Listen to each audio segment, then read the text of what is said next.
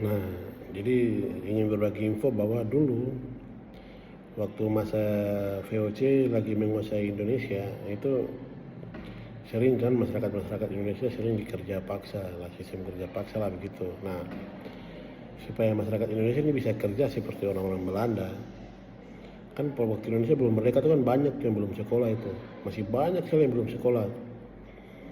Sehingga untuk mempercepat orang-orang yang tidak sekolah juga mendapat pekerjaan, mereka buat tuh tempat untuk mengasuh skill, bakat, talenta, bagaimana supaya mereka bisa kerja sama dengan seperti dengan orang Belanda. Nah, lalu setelah Indonesia merdeka, itu tetap masih ada tuh banyak orang yang belum sekolah atau tidak sekolah. Nah, sehingga dibentuklah namanya Balai Latihan Kerja. Nah, dulu mungkin nama sudah beda-beda, tapi fungsinya tetap sama, yaitu tentang tentang pembuatan balai latihan kerja.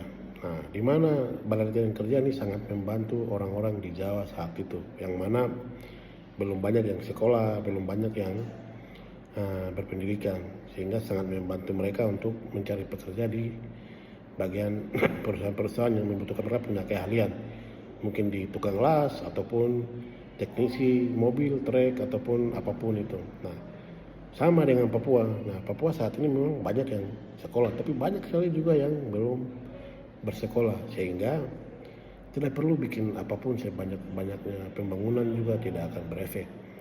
Akan lebih bagus kalau dibuatkan balai latihan kerja, di mana orang-orang kita yang ada di kampung yang tidak mendapat pendidikan yang sama dengan orang-orang di kota itu bisa mengadu skill dan bakat yang ada. Tidak perlu banyak-banyak, cukup mungkin bengkel atau mungkin AC atau mungkin las atau mungkin potong rambut atau mungkin buat kopi atau mungkin menjahit atau mungkin buat kue, masakan dan lain-lain.